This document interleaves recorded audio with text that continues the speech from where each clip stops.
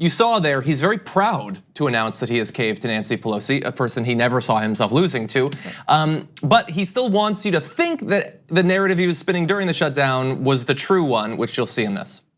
I want to thank all of the incredible federal workers and their amazing families who have shown such extraordinary devotion in the face of this recent hardship.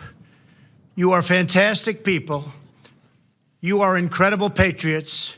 Many of you have suffered far greater than anyone but your families would know or understand. And not only did you not complain, but in many cases you encouraged me to keep going because you care so much about our country and about its border security. Okay, so now we've entered into the phase where we know that he lost, but he doesn't want his followers to know that he lost. So there he continued to say, they know, some of them know. So he's made of imaginary people in his mind who said it was okay for us to work without pay for the greater good of your wall. Yeah, they exactly. came to him. He's the one person in America that believed all those right wingers saying, I just walked through a TSA line and they said build the wall.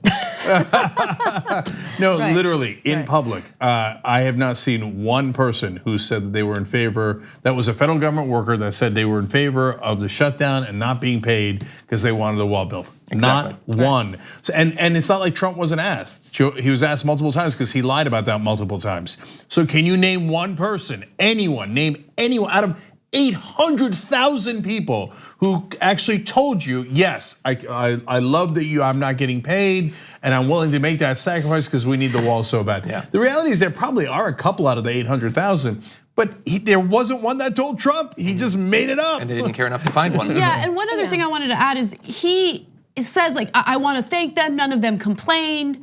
Which, I mean, he might genuinely believe that because he doesn't read, but if you paid any attention to the media coverage of this and the number of federal workers who came forward with genuine concerns about not being able to pay their mortgage, not being able to afford their insulin, there were various campaigns on GoFundMe in order to raise money so people can live, so they can afford these things and continue surviving. No, people, to say they complained maybe goes too far, but they were not happy about this. He's painting this picture as if these federal workers were all in cahoots, they all loved what was going on. No, they needed to provide for themselves and their families, and they were, in many cases, beginning to become very desperate. Yeah. And I'm glad that there was finally some relief for them, and I hope they get paid immediately, especially the workers who were working for free. Right, which still has to be determined when they actually get paid. I mean, they talked about as soon as possible. His own Commerce Secretary, who happens to be a billionaire, Wilbur Ross, actually wondered why the people that were in fact complaining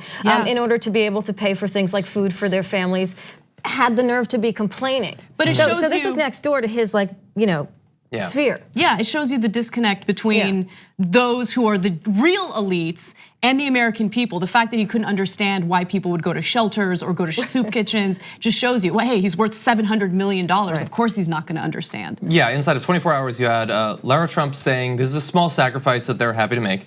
You had Wilbur Ross saying, I don't get why hungry people want food. And you had Trump saying, grocery stores give away free food to government workers. Isn't that how it works? And these are the populists, the non-elites. So bear that in mind. Now, the other side of this continuation of the narratives that lost him this shutdown battle, that he's not willing to eject just yet, the wall does appear to be dead for now, but he still wants to convince you that he needs it so that he can push for it in the future. And so here's a little bit more on how important the wall continues to be.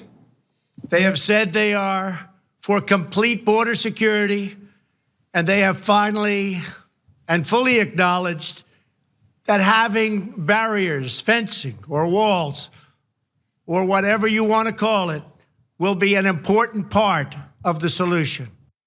Okay, now bear in mind, he's not talking about the government workers there. He's talking about the Democrats he negotiated this deal with. He, so far as we know, is just lying about their position on this. He said that the Democrats, Chuck and Nancy, acknowledge we need a wall. That did not happen. That is the exact opposite of what this deal represents. And yet he is lying to the American people with all of the authority of the president in that frame, using it to advance a complete knowing falsehood. Well, in fact, Chuck Schumer literally said, quote, hopefully the president has learned his lesson. Okay, so that doesn't sound like he's in a mood to fund the wall, right? If they wanted to fund the wall, they would have funded the wall. Yeah, Yes. yeah. Right. And I just want to play one more video just because I sort of get what Donald Trump is going to try to communicate in this, but just think about how you have to view migrants to say what Donald Trump is about to say. Every career Border Patrol agent I have spoken with has told me that walls work. They do work. No matter where you go, they work. Israel built a wall, 99.9% successful. Won't be any different for us. They keep criminals out. They save good people from attempting a very dangerous journey from other countries, thousands of miles, because they think they have a glimmer of hope of coming through. With a wall, they don't have that hope. He's attempting to persuade you by saying, I am the murderer of hope. So cool, they have no more hope. The American dream is now officially over. You have no hope. Okay, remember how when he said he was at the RNC doing his acceptance speech, he said, I alone can protect you. This is him basically saying, I alone can crush your dreams. Yeah.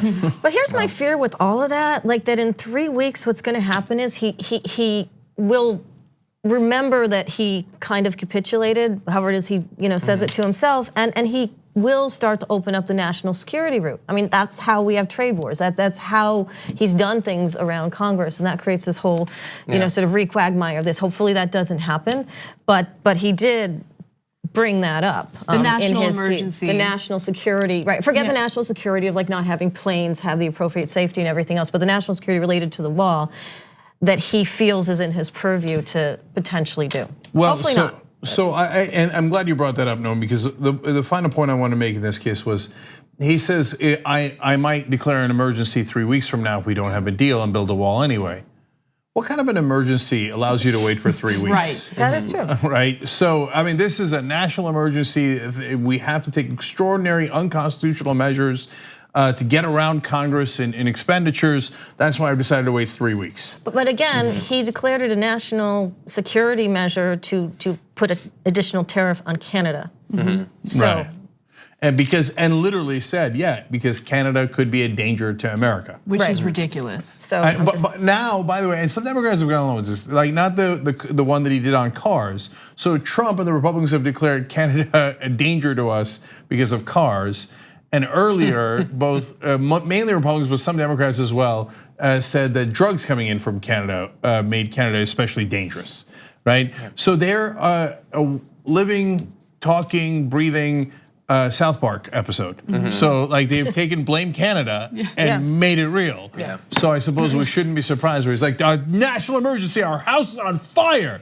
So after 3 weeks of sitting in the fire, then we will act. So yesterday there was a leak from the White House regarding a draft proposal for a national emergency. And you made a really good point, Cenk. That doesn't happen, that leak doesn't happen unless they're putting feelers out there to see what the commentary is gonna be, to see if there's any support for that.